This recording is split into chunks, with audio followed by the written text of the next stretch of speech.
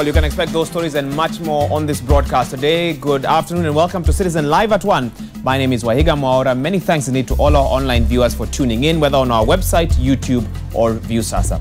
Well, let's get straight into it now. And a dawn attack at the residence of former Vice President Kalonzo Musyoka in Karen has been termed as an attempt to intimidate the opposition over their strong position on electoral reforms. Senator Moses Wetangula says it is a wake-up call for Musyoka and other opposition leaders since it comes a few hours after their security was withdrawn. He made those remarks after visiting Kalonzo at his Karen residence earlier today. Let's now get an update on what exactly is happening at this very moment from Stephen Leto. Leto, good afternoon. Kindly tell us, apart from Wetangula, who else in the NASA leadership has visited the residence of Kalonzo Musyoka, and what new information can you give us about the attack? Wahiga, a while ago we've seen a number of the National Super Alliance leaders driving into the current residence of NASA principal Kalonzo Musyoka, who is also the Wiper Party boss and former vice president, like you've put it. Of course, that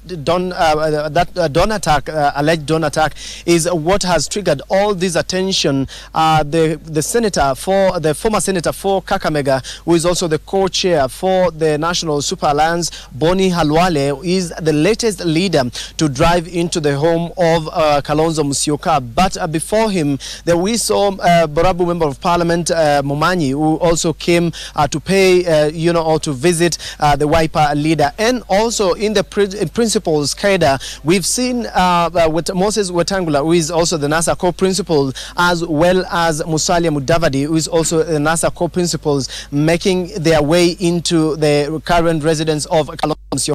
Currently, they are inside. We have been locked out and not really allowed to get inside the compound of these residents, even as we continue to witness a lot of activities in and around this home in terms of, bomb experts as well as security officers just patrolling and trying to investigate to get to know what exactly happened early morning. But of course, we have been able to get a quick brief from the police spokesman telling us that what was alleged to be a grenade is a stun hand grenade that is not supposed to cause harm to anyone, but it's only a scare, sort of a scare. But saying that claims that that was a grenade aimed at the Wiper leader and the NASA co-principal Kalonzo Musyoka was actually a stun hand grenade that only has a loud explosion but cannot cause any harm. It's only meant, it's all those types of grenades that are only meant, to scare.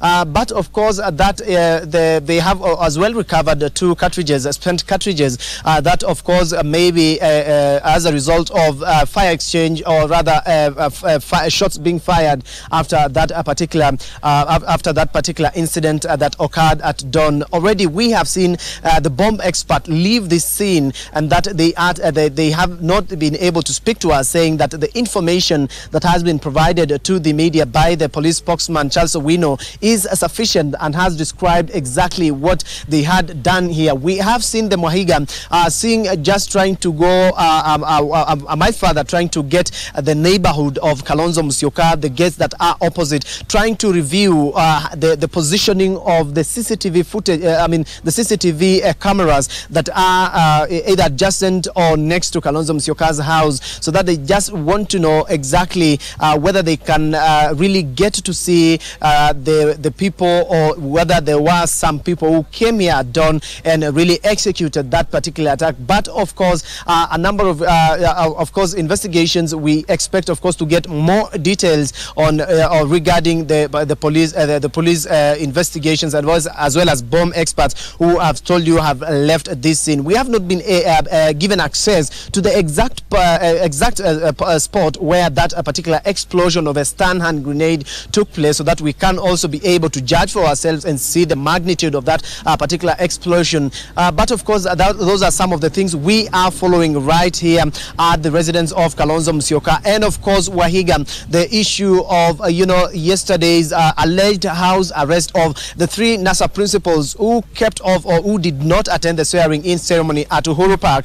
We put that to the police spokesperson persons saying that they did not hold any NASA principal yesterday under house arrest, of course denying the claims made by the NASA co-principal Kalonzo Musyoka, who was supposed to take oath of office as the deputy president of the People's Assemblies, and so that of course generating again a further debate inside. They are already again holed up. Of course, we presume they are trying also to review the steps that they had taken and see how that is impacting their support bases and way forward. And of course, they are awaiting the arrival of the NASA leader Raila Odinga, who yesterday took oath of office as the People's President. That, of course, Wahiga, we have not been able to see whether he is coming. There are little signs whether Raila will be here, but we are getting info that maybe he could be here or maybe not. He may not be here because of other engagements that they are having. But of course, Wahiga, we will keep you posted on our social media platforms, at least for now. Back to you, Wahiga. Thank you so much, Stephen Leto, for that update. And on a related note, let's now take you to Parliament buildings, where Francis Gashuri is on standby. We were actually meant to have a conversation with him about the appointment committee that is set to begin vetting cabinet nominees from Wednesday next week. I beg your pardon. But before that, I want to indulge Gashuri on a press briefing that has just ended. It was conducted by two ODM members of parliament, that's Jared Okello and Caleb Amisi. They've criticized NASA principals Kalonzo Musyoka, Moses Wetangula and Musalia Mudavadi for allegedly abandoning Raila yesterday at that function at Uhuru Park. Let's now get an update from Francis Gashuri. What did the legislators have to say, Gashuri? Wahiga, to use the specific words that they have used this afternoon, they are saying that the three co-principals chickened out. Actually, they are saying that in a way of analogy, Jared Okello, the member of parliament for Nyando, says that NASA leader Raila Odinga set out for a journey with three of his brothers, that is Moses Wetangula, Musalia Mudavadi and Kalonzo Musyoka. But at the time of the battle, the three brothers, they say, turned their backs and went back home. And so they're saying they don't understand why they abandoned him at his hour of great need and what they consider to have been his biggest day as he was being sworn in as the People's President yesterday at Uhuru Park.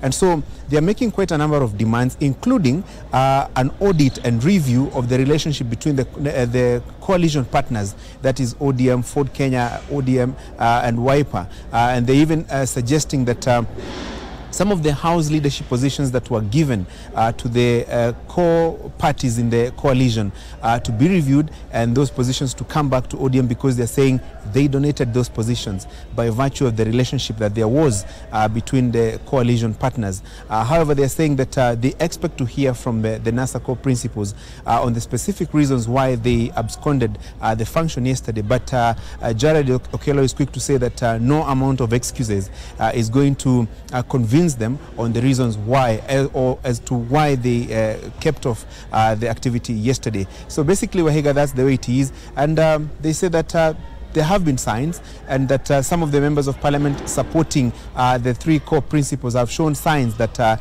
their hearts were not necessarily in the coalition, and so they say they want a review of that relationship between the coalition partners, Wahiga. Well, thank you so much, Gashuri, for that. If I can just briefly indulge you, can you tell us a little bit about this appointment committee that is set to begin vetting cabinet nominees from Wednesday next week? And to put this into perspective, we know that the Ethics and Anti-Corruption Commission at some point last week assured nominees to state offices that their vetting processes will be objective and independent. The fact that a body like the EACC had to assure nominees that the vetting will be objective and independent shows that there may have been some fears on the part of some nominees that the vetting might not be that way. Maybe you can let us know a little bit about that whole process of vetting, even as the public has 7 days to submit an affidavit on any of the nominees as well.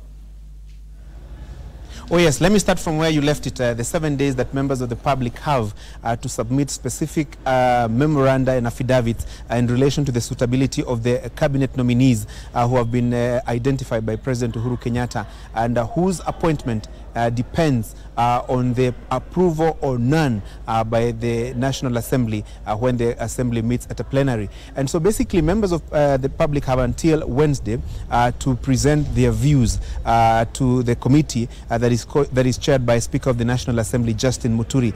And members of the CS nominees also will get questionnaires from the committee, which they have to fill.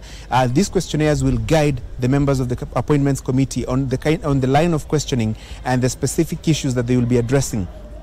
The Speaker quick to assure the nominees that this exercise will not be used for witch hunt and that they're not going to be indulged into unnecessary things, but it will be specific to the issues that relate to their nomination as the cabinet secretaries.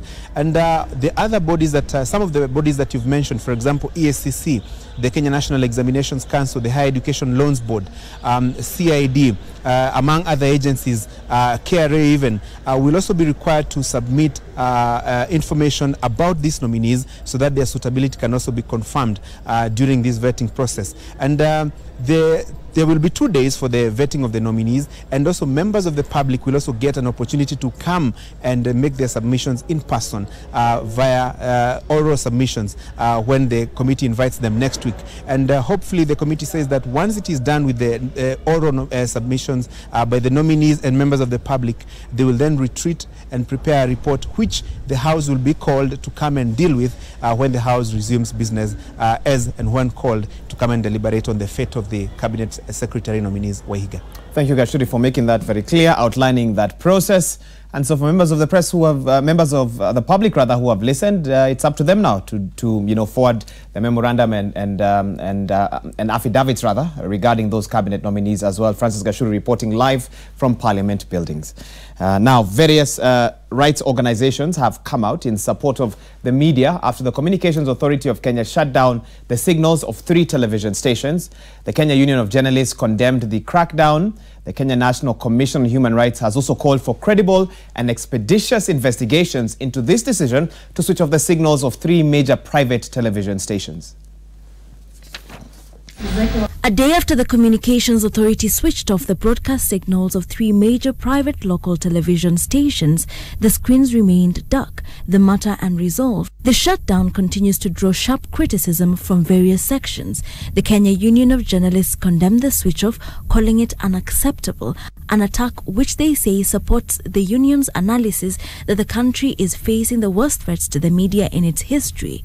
The Kenya National Human Rights Commission called for credible and expeditious investigations into the decision to switch off the signals of the 3 stations, while the Law Society of Kenya also chimed in, urging the Communications Authority to explain its reasons for the shutdown of Citizen TV, NTV and KTN on Tuesday as NASA leader Raila Odinga was sworn in as the People's President at Uhuru Park.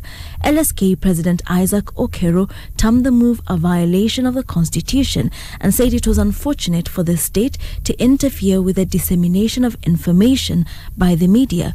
On Tuesday, Royal Media Services Managing Director Washira Waruru condemned the action, saying that the organization was actively engaging the relevant government authorities to establish the reason for this action. Members of the public can, however, still watch their favorite programs by streaming their favorite channels online. Wilkisa Nyabwa, Citizen Live at 1. Court Secretary General Francis Atwoli has condemned the government's media shutdown yesterday, saying the Jubilee administration should have worked to defend its position instead of stopping coverage of the controversial NASA oath-taking event. Speaking at his office, Atwoli hailed the withdrawal of police officers at Uhuru Park, saying it prevented violence but castigated the NASA trio of Kalonzo Musyoka, Moses Wetangula and Musalia Mudavadi for failing to turn up for the NASA event despite building momentum amongst their supporters days and weeks before the D-Day. Appeal to the government with immediate effect to lift the shutdown of the radio stations or TV stations. We have NTV, KTN News and Citizen. Uhuru had scored almost 95% yesterday, but by shutting down these stations, he reduced his points almost to again another around 60 or 55%. So he should restore these stations. Wewe kama ulikuwa unawasikia kwa TV, ungelifikiria inji itapatwa na moto itawaka. I will be there. Mimi nitakula Biblia na wewe. Wapi hiyo sauti sasa? Kama ulikuwa umeshikiliwa, umeshikwa, what did you do? How many opinion people did you call? How many church leaders did you reach out umwambie mimi nimefungiwa kwa nyumba? How many lawyers of yours? Ambie ma lawyers waje nje. Wale wali attempt. Yesterday we had judges in the courts. How many days? It was a working day. Asa mtu kama alikunywa maji akawa mhoga, asirudi kesho kusumbua Uhuru ati mimi. Classic statement there by Francis Atwoli. In other matters now, Parliament's Health Committee is currently at the Kenyatta National Hospital for a fact-finding tour. This comes barely 2 weeks after a social media post about alleged rape at the hospital led to a public uproar. Mercy Kandie now joins us for an update. Mercy, good afternoon. Can you give us an idea of what sort of information or the activities of the Health Committee today at that hospital? In terms of information, what are they now looking for at the hospital? Yes, Wahiga, that press briefing that was supposed to happen in terms of briefing the members of the press on the findings of the Parliamentary Committee on Health has found out is yet to happen, because as we speak to you right now, Wahiga, if we could give our audiences a breakdown of activities of what has happened today at the Kenyatta National Hospital, is that at about 9 a.m. in the morning, the Parliamentary Health Committee led by KSS Member of Parliament, Dr. Mishra Swarup, toured the Kenyatta National Hospital, and we would follow them briefly in some of the stores, and they visited the newborn unit, the casualty and emergency unit. They went to the maternity ward, and there they were able to get probably a first hand of what the mothers and the patients at the Kenyatta National Hospital are going through. But as we speak to you, Wahiga, what is happening currently is that the members of parliament are currently at a briefing with the management of the Kenyatta National Hospital led by the CEO, Lily Koros, and that particular meeting we're not allowed to cover because they're telling us that they have to do a brief between the members of parliament and the management of the hospital. So then after that, then they're able to give us a feedback and a comprehensive report of what's happening. But remember, Wahiga, it's not just about the rape allegations that even sparked the matter, and also that this is not the first time the Kenyatta National Hospital is on the limelight with such matters. Remember the issues that even were raised on social media, the distance that is taken from by the mothers moving from where they sleep to where the babies are, the issue of insecurity at the hospital, what you mentioned, the rape allegations. But remember, one challenge, Wahiga, is that no one has physically come out to say that this happened to them. So even we will get to hear from the members of parliament what they've seen today and what they will tell us when and if that press briefing happens. Wahiga. Well, Mercy Kandie, it might be premature to ask this, but can you say that operations at the hospital have, in a sense, gone back to normal after the activities that we saw last week? There were protests outside the hospital. There were tours by different groups, leaders, civil society as well. What are you now seeing at the hospital in terms of operations? Yes, what we can report in terms of Wahiga, what I have seen in terms of walking into the hospital is that patients are walking in, no demonstration happening. The nurses are attending to the patients, doctors are attending to the patients. As we talk to you, Wahiga, right now, it's about 1:25 and it's visiting hours. The hospital is flocked with visitors coming to see their patients. That in terms of from the face value, if it's business as usual, Wahiga, what my cameraman can be able to show you right now is normal activity happening in the hospital. But whether the patients are receiving what they're supposed to be receiving in terms of customer care and the exact medical attention that they need to get, then that, Wahiga, would probably need to get even the report from the committee and even from the patient themselves. But what you asked in terms of its business as usual compared to what we witnessed last week, the civil society and protests from even the morgue attendants who are accused of the same, that, Wahiga, is done with in terms of the protest. It's business as usual, traffic flowing in and out, heavy traffic of humans and cars. It's visiting hours. Wahiga. Finally, Mercy, do you get a sense that the security at that hospital has now been improved, increased as you are coming in? You know, what sort of sense can you tell us about how you felt about the security right now, just from what you observed?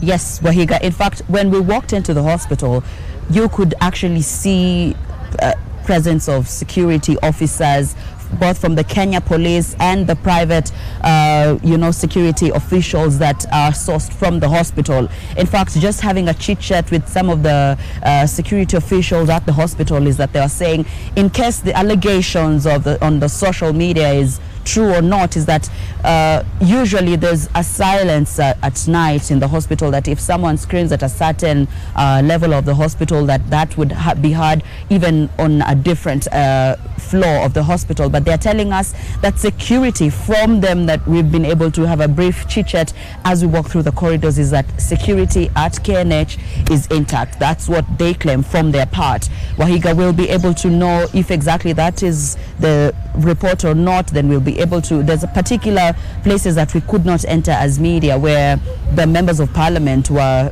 probably having one-on-one with the patients, and I'm actually hoping that Wahiga, we're not privy to that particular coverage in terms of when they were speaking one-on-one with the patients, but then we would be able to hear from the members of parliament if the patients first of all feel that they're safe and secure in the hospital, and if this, for especially the ones who are admitted, if the allegations are true or not. Wahiga. Thank you, Mercy Kandia, for that update, reporting live from the Kenyatta National Hospital. On that note, we take a quick break. You're watching Citizen Live at 1. Many thanks indeed for staying tuned wherever you're watching us from online. Time now for a quick break. Stay with us.